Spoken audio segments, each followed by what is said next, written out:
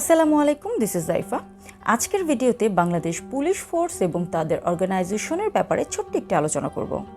তো বাংলাদেশ পুলিশ হলো বাংলাদেশের national law enforcement agency ministry of home অ্যাফেয়ার্সের আন্ডারে কাজ করে, মানে স্বরাষ্ট্র মন্ত্রণালয়ের আন্ডারে, এবং এটি বাংলাদেশের পিস মেইনটেইন করতে এবং ল অ্যান্ড অর্ডার ইনফোর্স করতে ভূমিকা রাখে।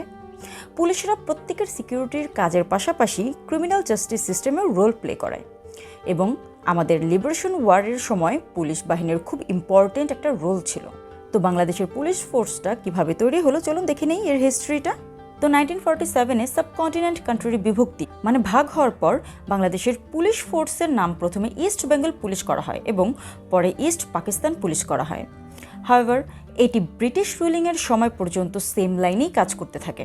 বাংলাদেশের স্বাধীনতা যুদ্ধের সময় বাংলাভাষী পুলিশ অফিসাররা পাকিস্তানি আর্মিদের এগেনস্টে লড়াইয়ে জনগণের সাথে পার্টিসিপেট করেছিল, যার ফলে বিভিন্ন র্যাঙ্কের পুলিশ মারা গিয়েছিল।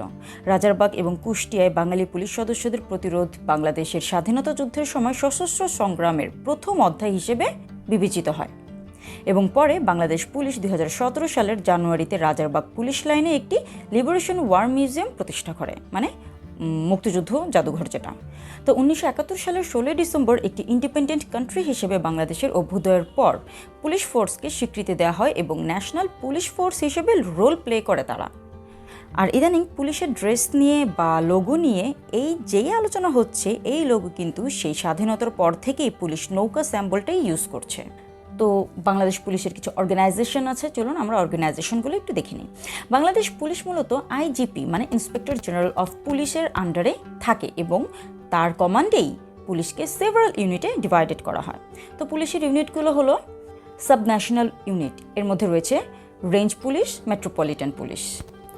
আর স্পেশালাইজড ইউনিটসের মধ্যে আছে traffic police, airport armed police যেটাকে এএপি বলে, diplomatic security division, tourist police, highway police, industrial police যেটাকে আইপি বলে, রিভার পুলিশ, রেলওয়ে পুলিশ যেটাকে জিআরপি বলে, police air wing, mountain police, mass rapid transit police force MRT.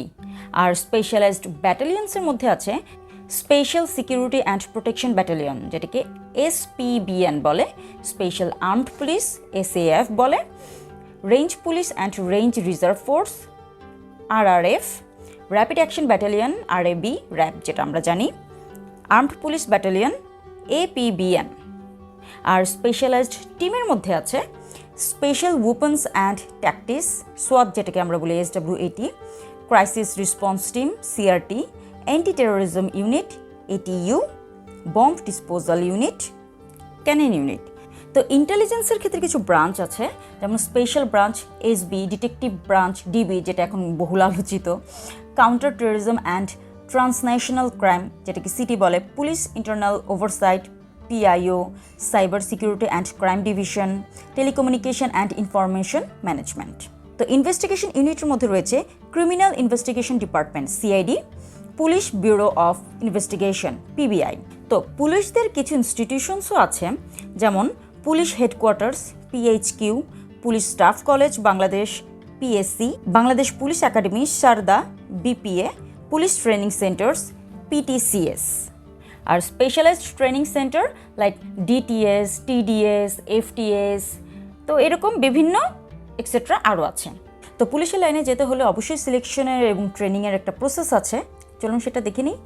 রিক্রুটমেন্টের প্রসেসটা differ করে level of পজিশনের উপর, কোন লেভেলে রিক্রুট করা হচ্ছে সেটার উপর, এবং র্যাঙ্কের সাথে এডুকেশনাল রিকোয়ারমেন্টটাও ইনক্রিজ হয়।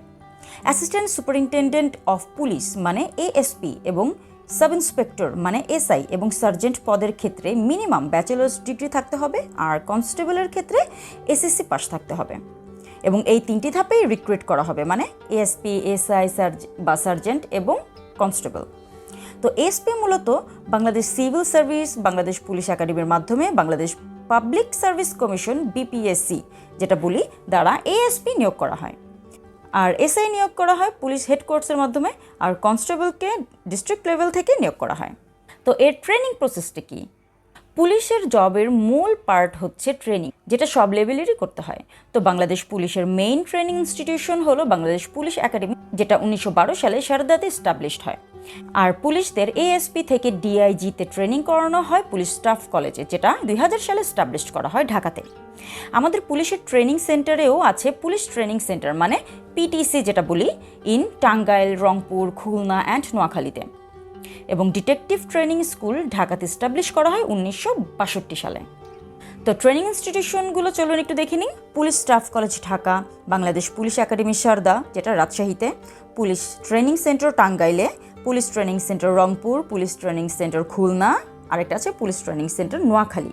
Detective training school Rajarbagh Dhaka, forensic training institute Malibagh Dhaka, special branch training school Malibagh Dhaka, police peacekeepers training school Rajarbagh, police special training school Betbunia Rangamati, traffic and driving school mill barrack Dhaka, motor driver training school Jamalpur, telecommunications training school Rajarbagh, armed police battalion and specialised training centre Khagrachhari, rapid action battalion forces training school গাজীপুরে, armed police battalion training school, এরকম আরও বিভিন্ন ডিস্ট্রিক্টে training schools আছে। তো পুলিশদের কাজের জন্য বিভিন্ন মেডেলও অবশ্য তাদের দেওয়া হয় অ্যানুয়াল পুলিশ উইক প্যারেডে। তারা তাদের কাজের জন্য এবং সাহসিকতার জন্য দুইভাবেই মেডেল পেয়ে থাকে। আমাদের ওমেন পুলিশরাও কিন্তু বিভিন্ন ধরনের অবদান রাখছে। মহিলারাও পুলিশ হিসেবে বিভিন্নভাবে কাজ করছে। ওমেনরা সর্বপ্রথম 1974 সালে বাংলাদেশ পুলিশে জয়েন করে এবং 14 জন ওমেন স্পেশাল ব্রাঞ্চে অ্যাপয়েন্ট করা হয়েছিল। 7 জনকে এসআই পদে এবং 7 জনকে কনস্টেবল পদে নিয়োগ করা হয়েছিল। BPWN মানে Bangladesh police women network create করা হয় 2008 সালে। 2010 পর্যন্ত দেয়ার ওয়ার 2240 জন ওমেন পুলিশ ছিল বিভিন্ন র্যাঙ্ক থেকে। এবং 2011-এর 21 জুনে APBN 11 মানে অল ওমেনকে আর্মড পুলিশ ব্যাটালিয়ন ক্রিয়েট করে as the 11th battalion of this force. শুধু তাই নয়, ওমেনরা এখন সার্জেন্ট হিসেবেও কাজ করছে রাস্তায়, সেই 2015 সাল থেকে, যেটা 2015 সাল থেকে স্টার্ট হয়। এবং জানুয়ারি 2021 পর্যন্ত বাংলাদেশ পুলিশে 15,163 জন পুলিশ ওমেন ছিল, যা মোট কর্মীদের 7.92% ছিল। এবং পুলিশ ওমেনদেরকেও তাদের কাজের জন্য অ্যাওয়ার্ড দেওয়া হয়, যেটা পুলিশ ওমেন অ্যাওয়ার্ড বলে। তো বাংলাদেশ পুলিশ ফোর্সের অবশ্যই অনেক অবদান আছে দেশকে সুরক্ষিত রাখার ক্ষেত্রে। So this is all about today. Hope you like this video. For more videos, please subscribe my channel Sadia's Doctrine and hit the bell icon to get updated. Till then, Allah Hafiz.